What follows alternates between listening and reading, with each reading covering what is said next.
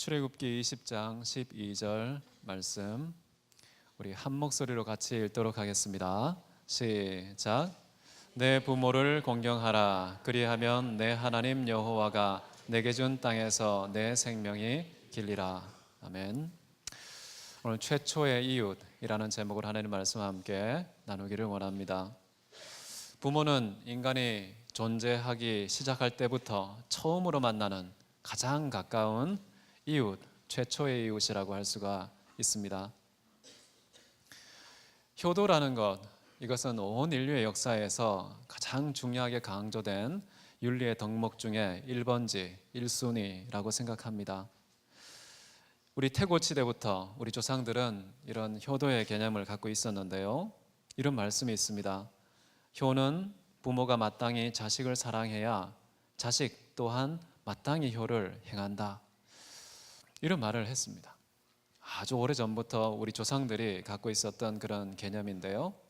이런 개념이 이제 불교의 문헌을 통해서 들어오고 유교의 문헌을 통해서 들어왔기 때문에 마치 효도는 기독교와 무관하게 불교의 것 또는 유교의 것 또는 태고 쪽부터 있었던 조상들의 것, 그런데 지금은 기독교 안에서는 없는 것, 이렇게 생각하기 쉬운데요.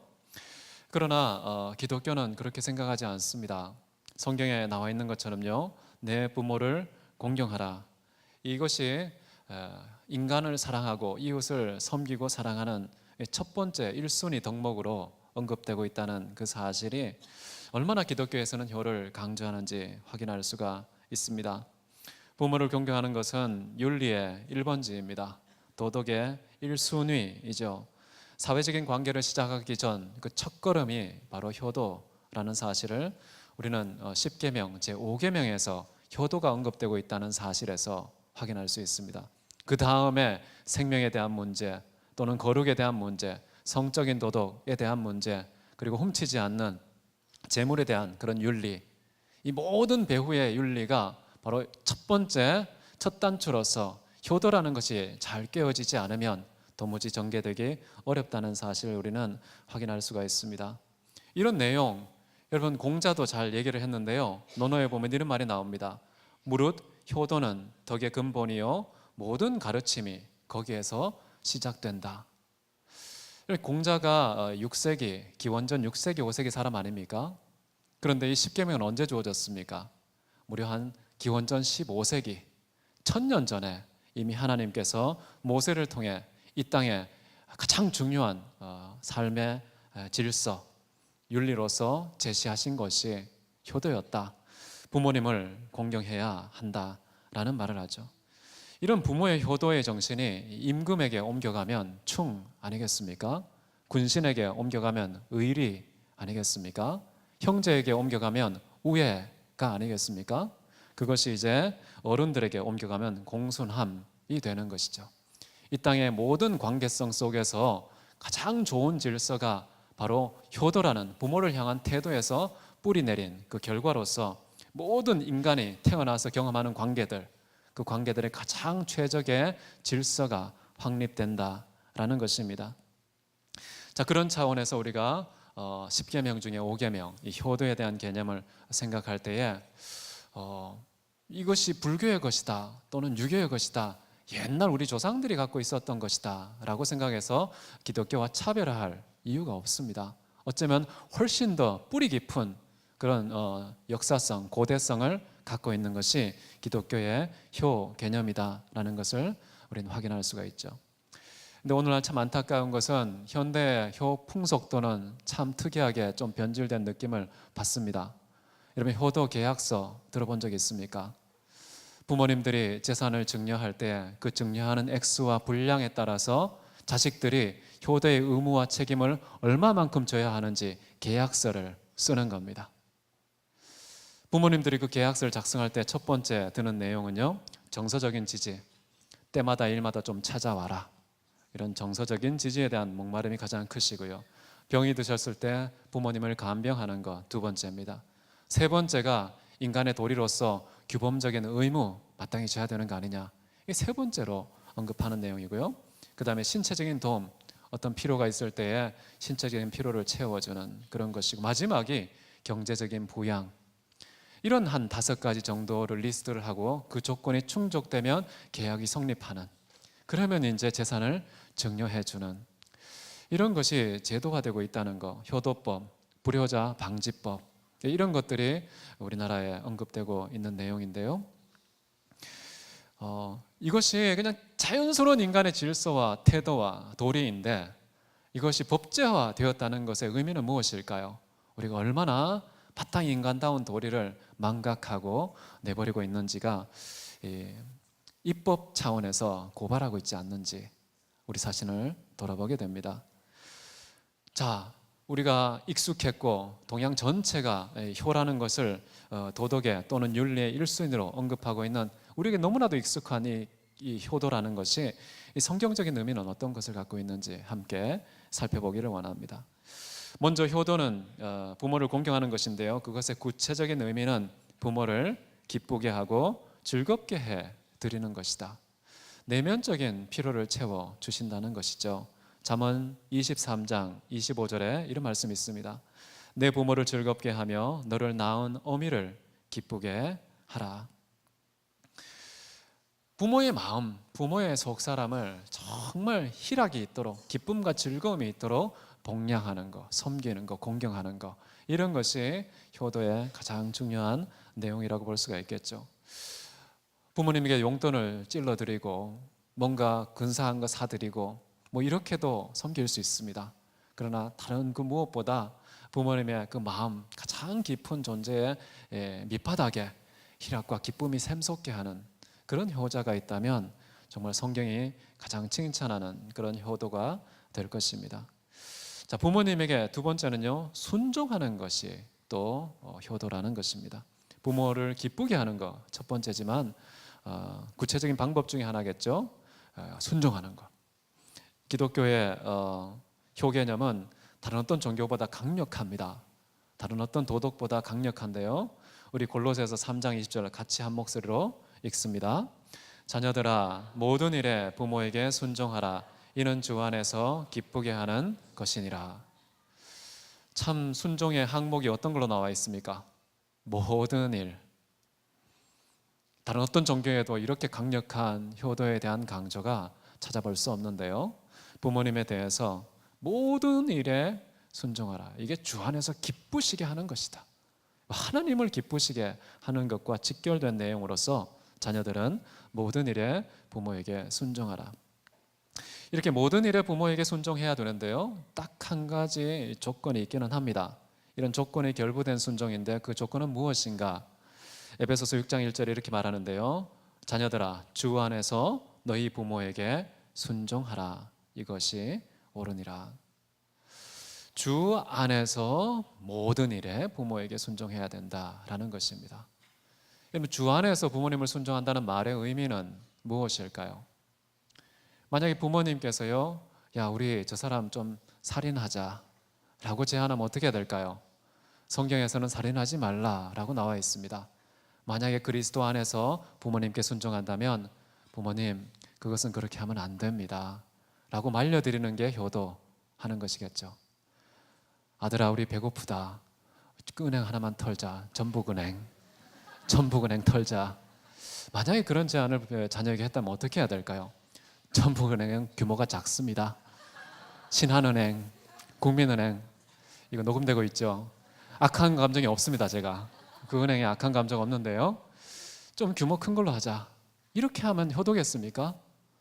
정말 부모가 오리를 가자고 하는데 10리까지 가는 그런 규모 있는 그런 제안을 하는 자녀가 있다면 효도가 아니라요, 정말 같이 지옥 가자는 것이지요.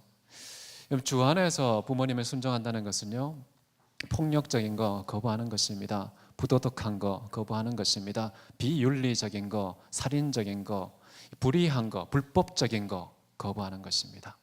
아무리 부모님이라고 할지라도요, 상위법이 있습니다. 모든 일에 부모에게 순종해야 하나, 주 안에서라는 그 조건부 안에서 순종해야 된다는 것이죠. 여러분, 이것은요, 기독교만 그런 게 아니에요. 꼭 이런 얘기를 하면 기독교는 왜 부모님을 후순위로 미느냐, 종교만 다냐라고 주장할 수 있는데요, 공자가 이런 말을 했습니다. 만일 아버지가 불의한 일을 하였을 때는 자식의 도리로서 아버지께 간언하지 않을 수 없다. 아버지의 명령만 따른다고 효도는 아니다.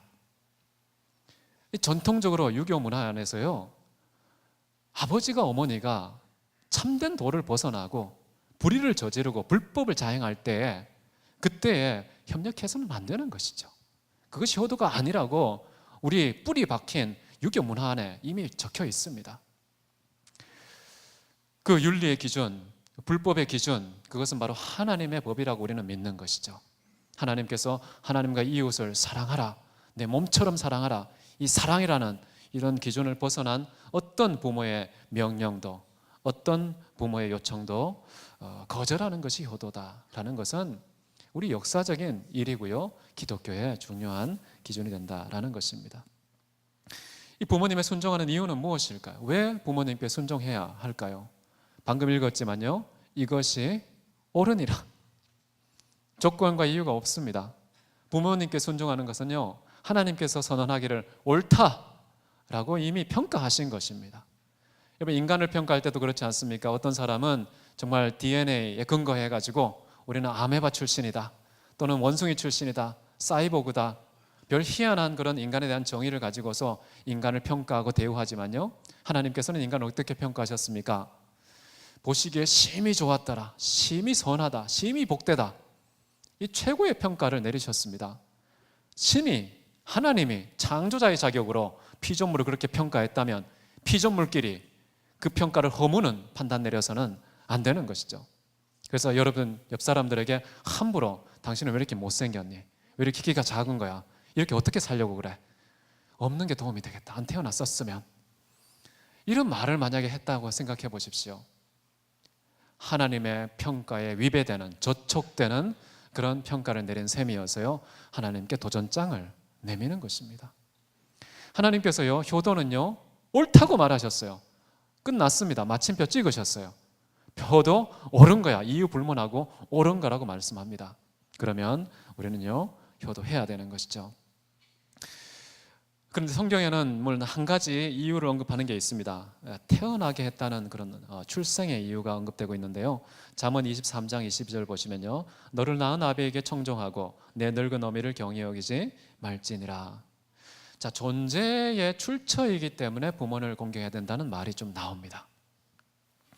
어떤 분은 이제 길러준 부모도 계시고 낳아준 부모도 계시고, 부모가 길러준 경우도 있고 다른 분이 길러준 경우도 있겠죠. 여기서는 이제 낳아준, 존재를 있게 만든 그런 부모에게 청종하고 경외하고 존경해야 된다라고 얘기하는데요, 이것을 가만히 보면은 어쩌면 존재를 있게 한 분이 가깝게는 부모님 맞습니다. 그러나 부모를 통해서 이 땅에 우리를 창조하신 존재의 궁극적인 근원은 어디일까요? 하나님 자신이겠죠. 그래서 여기에 존재를 있게 한 너를 낳은 아비, 어머님도 포함됩니다. 어머니 아버지를 낳아줬기 때문에 존경하는 게 마땅하다는 것은요, 정말 우리의 영혼을 친히 창조하신 그 하나님에 대한 태도로서 이 부모님은 어쩌면 비유적인 성격이 있다는 것입니다. 우리를 낳으신 부모님을 공경하는 것은 우리를 창조하신 하나님을 공경하는 하나의 과정과 준비라고 볼 수가 있는 것이죠. 그래서 하나님을 경외하는 이 땅에서의 비유로서 부모님을 공경하고 효도해야 된다라는 의미가 이 출생과 관련해서 확인할 수가 있습니다. 요한일서 4장 20절인데요, 보는 바 그 형제를 사랑하지 않는 자는 보지 못하는 바 하나님을 사랑할 수 없느니라. 보이는 눈의 부모, 눈에 보이는 부모를 사랑하지 않고 공경하지 않고 효도하지 않는다면 어떻게 보이지 않는 우리의 영혼을 창조하신 그 하나님을 공경할 수 있을까요? 못한다는 것입니다.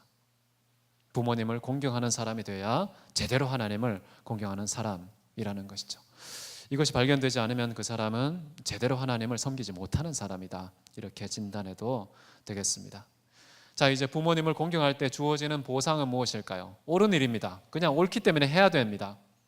근데 그럼에도 불구하고 하나님께서는 보상까지 주신다는 거예요. 하나님은 늘 이런 식입니다. 그냥 효도하는 것이요 옳은 일이에요. 동시에 우리 자신에게 이미 복입니다. 효도를 하는 순간 우리의 존재가, 우리 인생의 가치와 의미가 격상되거든요. 고매해집니다. 그럼에도 불구하고 효도했을 때 또 거기에다가 보상까지 주시는 하나님, 항상 은혜 주시면서 은혜 위에 은혜를 더하시는 하나님, 복을 주시되 복 위에 복을 더하시는 그 하나님의 섭리가 늘 있습니다. 이런 말씀이 있죠. 너희는 그의 나라와 그의 의를 먼저 구하라. 그리하면 뭐 준다고 그럽니까? 이 모든 것을 너희에게 더하시리라. 하나님의 나라와 의 구하는 거요, 복입니다. 하나님의 나라와 의 구하는 것 자체가 이미 우리에게 최고의 영광이고 인생의 의미와 가치가 아주 절정에 이른 내용이라고 볼 수 있거든요. 그런데 그 나라와 그 의를 구하는 것 자체만도 복인데 하나님께서는 그리하면 이 모든 것을 더하여 주시리라. 항상 이런 식입니다. 하나님께서는 우리에게 명령하세요. 그 명령은 우리 자체에게 복인데 그 명령 지키면 또 복주입니다. 자, 또 복주는 그 효도의 보상, 상급, 이것은 무엇일까요? 500만 다시 한번 보십시오. 내 부모를 공경하라. 그리하면 내 하나님 여호와가 내게 준 땅에서 내 생명이 길리라. 장수의 복이 있다고 볼 수 있겠죠. 저희 형님 이름이 장수입니다. 그래서 늘 부러워하면서 컸습니다. 저는 병수입니다. 늘 병이 왜 이렇게 들어가 있는지 모르겠습니다. 어쨌든 그 웃자고 한 얘기인데요. 정말 효도를 하면 하나님께서 오래 살게 한다. 하나님께서 너에게 준 땅에서 내 생명이 길리라. 자, 이 말이요, 나중에 출애굽 2세대 다음 제너레이션에게 모세가 교훈할 때는 살짝 바뀝니다. 뭔가 조금 추가되는데요. 신명기 5장 16장 같이 한번 읽어볼까요? 시작. 너는 내 하나님 여호와께서 명령한 대로 내 부모를 공경하라. 그리하면 내 하나님 여호와가 내게 준 땅에서 내 생명이 길고 복을 누리라. 자, 부모에게 순종했을 때 두 가지가 늘어났죠. 첫 번째는 내 생명이 긴다, 똑같습니다. 장수한다는 것이죠. 그 다음 뭐가 또 추가되어 있습니까? 복을 누리리라. 다른 말로 하면 형통하게 될 것이다. 축복된 인생이 될 것이다. 단순히 생명의 길이만 긴 것이 아니라 그 길이의 퀄리티, 질적인 면에서도 아주 풍요로운 복된 형통의 삶을 살 것이다 라고 이야기를 하죠. 자, 이 말을 사도 바울도 그대로 받아들입니다. 받아들여서 에베소서 6장 2, 3절에 이렇게 말하는데요. 내 아버지와 어머니를 공경하라.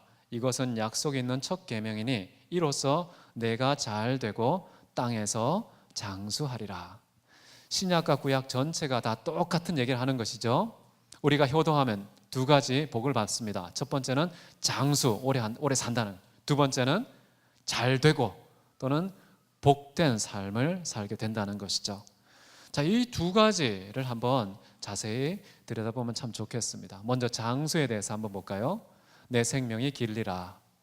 오래 살고 싶으시죠? 오래 살고 싶으실 때 하나님께 생명줄, 고무줄처럼 쭉쭉 늘어달라고 그렇게 기도하지 마시고요. 어떻게 하면 될까요? 하나님께 정해놓은 질서가 있습니다. 장수하는 비결 뭘까요? 효도하면 되십니다. 혹시 우리의 어떤 생명의 위협이 있을 때 그때에도요, 효도해야겠다는 그런 마음, 주변에 있는 어르신들을 잘 섬겨야겠다는 그런 마음, 그런 마음에 여러분 사인으로 받아들이십시오. 신호등이 그런 것입니다.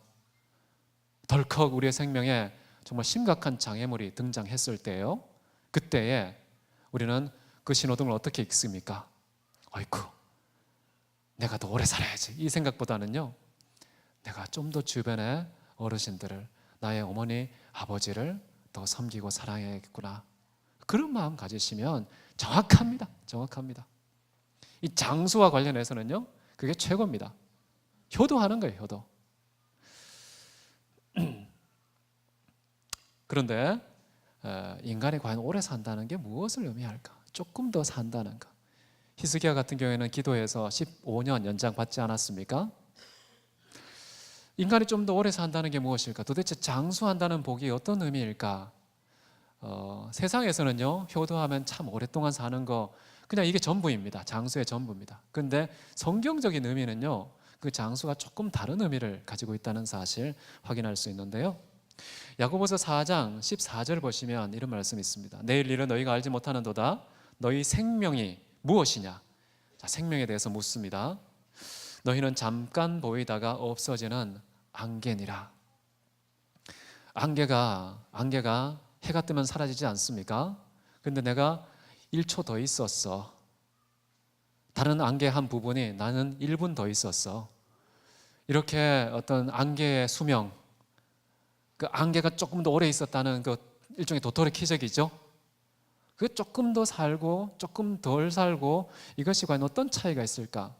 만약에 인생이 잠깐 있다가 사라지는 안개와 같다면 정말 장수라는 의미가 그 어떤 의미가 있을까? 여러분 시편 90편 10절에 모세는 이런 기도를 했습니다. 우리의 연수가 70이요 강건하면 80이라도 그 연수의 자랑은 수고와 슬픔 뿐이요 신속히 지나가니 우리가 날아가는도다. 인생의 속도를 이렇게 말합니다. 얼마나 빠르게 쏜살같이 지나가는지요. 날아간다 라고 얘기하고, 연수의 자랑, 나 오래 살았어. 이 오래 살았다는 연수의 그 자랑이 뭐 두 가지밖에 없어요. 수고와 슬픔뿐이다. 오래 살았다는 것이 엄청난 자랑, 많은 사람들 앞에 뭔가 자랑거리가 아니라는 것이죠. 이 모세가 경험한 인생의 아주 특별한 내용이라는 것입니다. 여러분, 이 세상에서 최고의 장수를 누렸던 사람이 누굴까요? 무드셀라라는 사람 아시죠? 창세기 5장 25절에 그분에 대한 이야기입니다. 그는 969세를 살고 죽었더라. 969세, 최고의 장수입니다. 안타깝게 1000년을 못 사셨어요. 여러분, 성경에 보면은 1000년을 못 산 사람을 마치 평가하는 듯한 표현이 나오는데, 베드로후서 3장 8절에 이런 말씀이 있는데요. 사랑하는 자들아, 죽게는 하루가 1000년 같고 1000년이 하루 같다는 이 한 가지를 잊지 말라. 무드셀라가 969년 사셨잖아요. 하나님의 관점에서 환산해서 보면 하루살이가 안 된 겁니다. 1000년이 채 못 되는 년을 사셨는데요. 그런 무드셀라가 마치 하루살이 같은 인생이었다는 평가 앞에서 과연 우리가 좀 더 오래 살았어, 오래 살고 싶어 라는 것이 하나님의 관점에서 어떤 의미일까? 히스기야가 15년 연장되어 살았잖아요. 제가 하루가 1000년 같은 하나님께 비추어서 한번 계산을 해봤습니다. 아무도 계산 안 해봤습니다.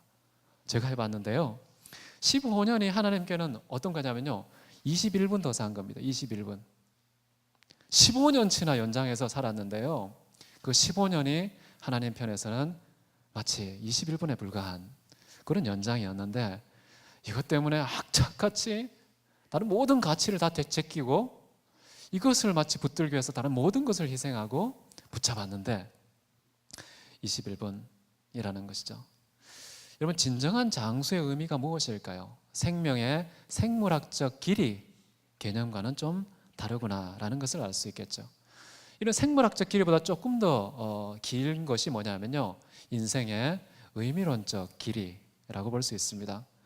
여러분, 성경에 보면요, 의미의 수명이 정말 장구한 사람이 언급됩니다. 특별히 이름도 없는 한 여자의 행위에 대해서 예수님께서 평가하신 것인데요, 예수님 머리에 향유를 부은 여인입니다. 근데 그 여인은 이름도 없습니다. 이름도 없이 등장한 그 여인이 예수님께서 어떻게 평가했느냐? 마가복음 14장 9절에 같이 읽습니다. 내가 진실로 진실로 너희에게 이르노니 온 천하에 어디든지 복음이 전파되는 곳에는 이 여자가 행한 일도 말하여 그를 기억하리라 하시니라.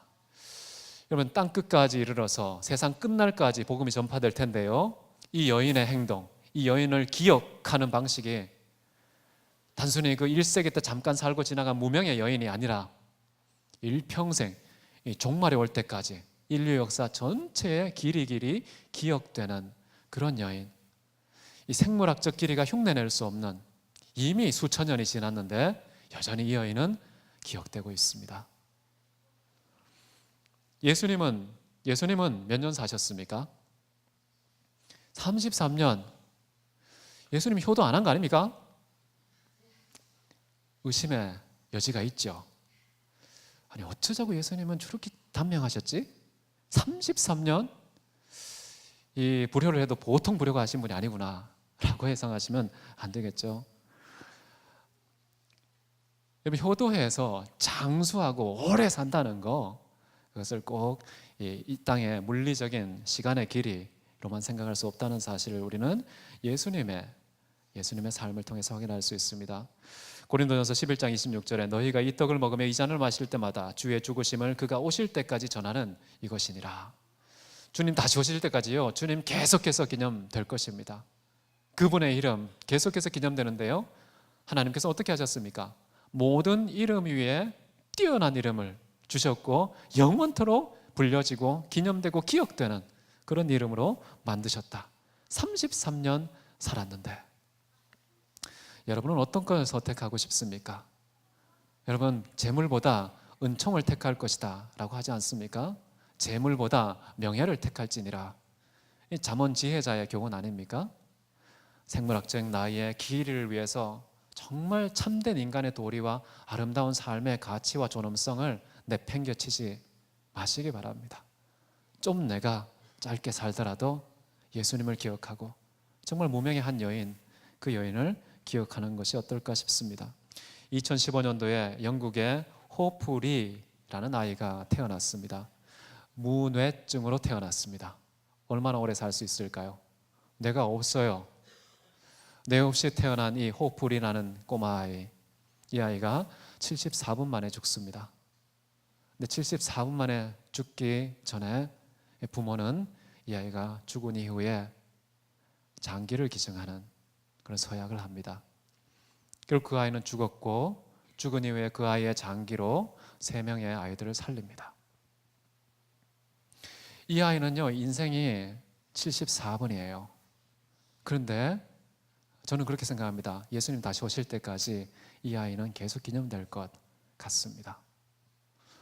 참 인생을 산다는 것, 장수한다는 것, 그것은 단순히 내가 호흡을 오랫동안 했다라는 것에 있지 않고 의미의 수명이 길다, 인생의 가치의 길이가 길다라는 것에 초점을 맞출 필요가 있어 보입니다.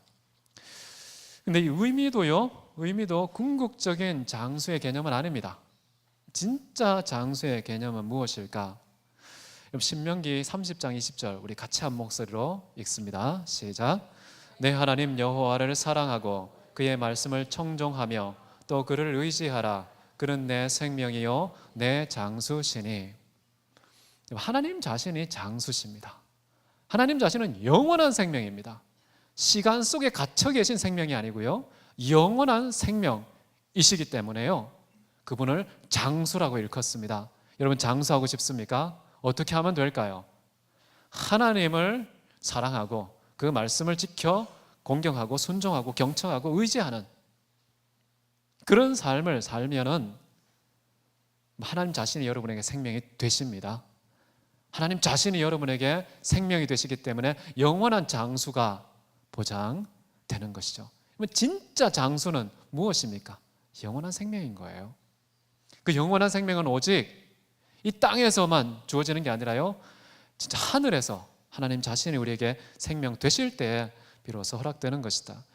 그래서 잠언 10장 27절에 이렇게 말합니다. 여호와를 경외하면 장수하느니라. 그러나 악인의 수명은 짧아지느니라. 대조되고 있죠. 하나님께 순종할 것이냐, 하나님을 경외할 것이냐, 하나님을 부모로서 공경하는 진짜 영적인 효자가 될 것이냐, 이거에 따라서 진정한 장수가 결정된다라는 것이죠. 이제 형통의 개념을 잠깐 보겠습니다. 형통의 개념도요, 이 땅에서의 출세나 성공 개념과는 좀 다르다는 사실, 초월한다는 사실, 우리 다윗의 교훈을 통해 확인할 수 있는데요, 다윗이 죽기 전에 자기 아들 솔로몬에게 진짜 형통하는 비결이 뭐냐라고 가르쳐주는 대목이 나오는데요, 열왕기상 2장 3절입니다. 내 하나님 여호와의 명령을 지켜 그 길로 행하여 그 율법과 계명과 율례와 증거를 모세의 율법에 기록된 대로 지키라. 그리하면 내가 무엇을 하든지 어디로 가든지 형통할지라. 성경에는요, 형통한 삶을 다 가르쳐 주셨습니다. 내 삶은 왜 이렇게 이 모양 이 꼬라지지?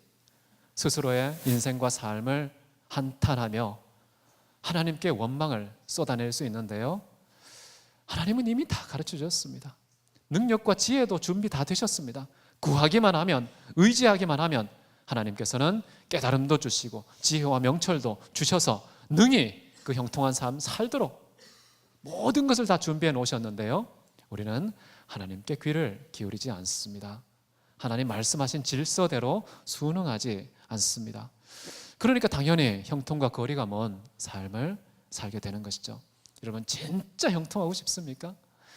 오늘날 모든 현대인들이 갖고 있는 그 스트레스, 그 현대인의 병, 그 스트레스로부터 자유롭고 싶습니까? 속 사람의 형통, 또 금전적인 형통, 관계성의 형통, 모든 차원의 형통 어디에서 주어지느냐?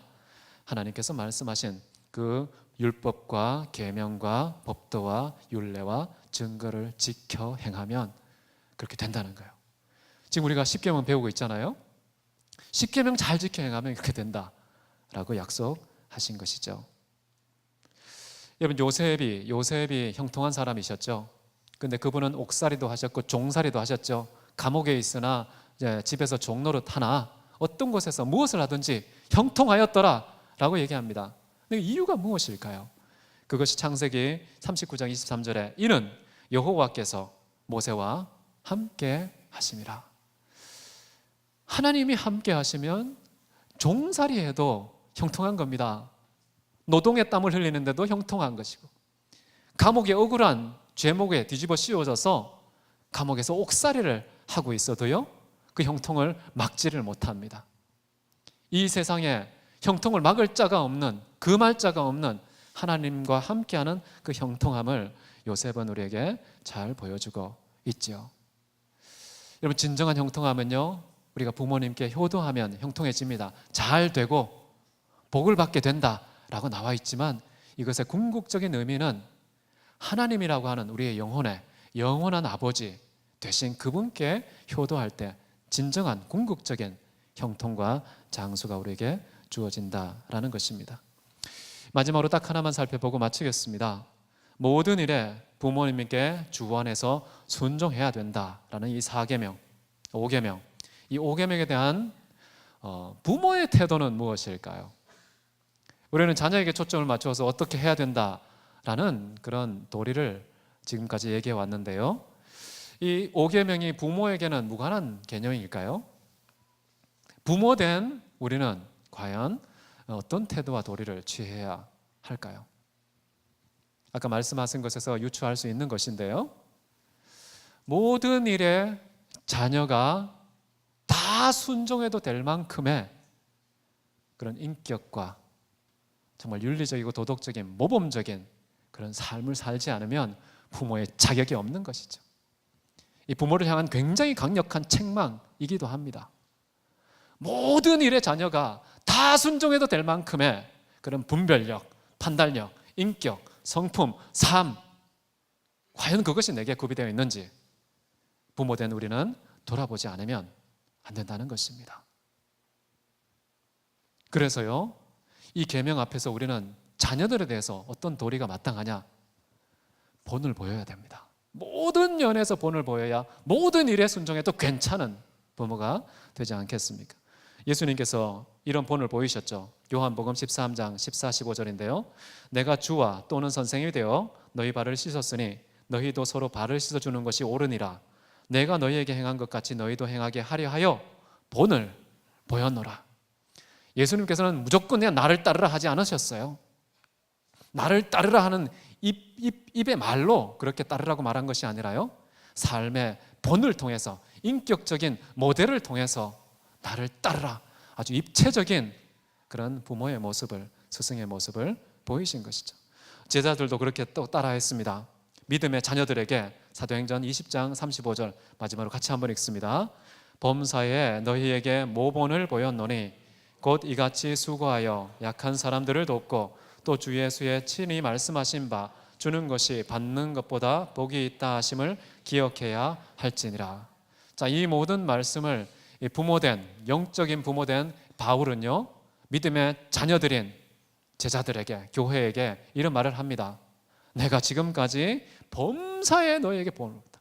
범사의 모든 일에 본을 보였다. 진짜 부모의, 영적 부모의 모습은 바로 이런 것이죠. 여러분, 10계명, 5계명 자녀에게만 내미는 카드가 아닙니다. 부모된 우리들은요, 자녀에게 부끄럽지 않은 어떤 측면에서도 모범을 보일 수 있는 그런 하나님의 강력한 메시지가 그 안에 담겨 있음을 믿으시기 바랍니다. 다 같이 기도하시겠습니다. 이 시간 기도할 때요, 우리의 영원한 생명과 장수이신 하나님께 과연 나는 효자인지 돌아보기 원합니다. 성경 전체에 참으로 귀한 말씀 많이 주셨는데 경청하고 있는지, 순종하고 있는지, 모든 것에 순종해도 안심할 수 있는 유일한 본이 되신 우리 아버지 하나님, 그 하나님께 과연 우리는 효자인지. 또 하나입니다. 하나님께 효도한다는 명목으로 육신의 부모에게 불효를 저지르고 있지는 않은지 하나님 용서해 주옵소서. 육신의 부모 하나님께서 천륜으로 허락하신 이 관계성 사랑으로 섬기고 복양할 수 있게 하옵소서. 부모 되신 분들은요, 과연 내가 자녀들에게 모든 일에 범사에 내가 본을 보이고 있는지 하나님 그런 사람 되기를 원합니다. 우리 다 같이 한 목소리로 기도하시겠습니다.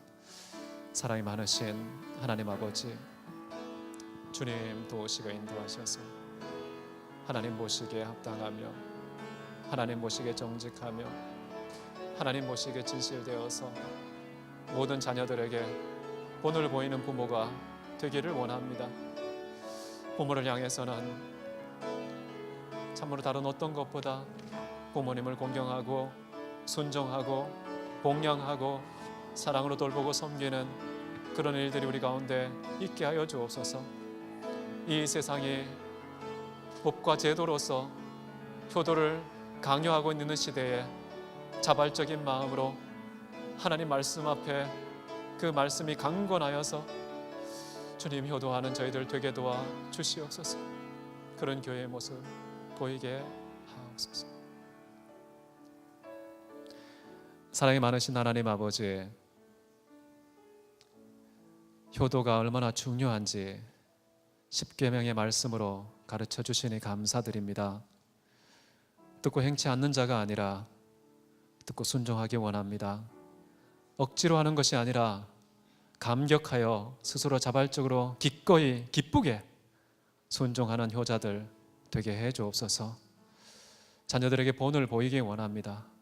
하나님 아버지께서 우리에게 주신 모든 명령이 모본이셨던 것처럼 부모들도 자녀들에게 부끄럽지 않은 범사의 본을 보이는 부모가 되게 하옵소서. 이런 부모와 자녀의 하나님 말씀에 입각한 그런 실천과 삶을 통해 이 세상의 참된 질서를, 이 세상의 참된 빛을 비추는 교회가 되게 해 주옵소서. 주께서 인도하실 것을 믿고 감사 찬송 드리며 살아계신 예수 그리스도 이름으로 기도했습니다. 아멘.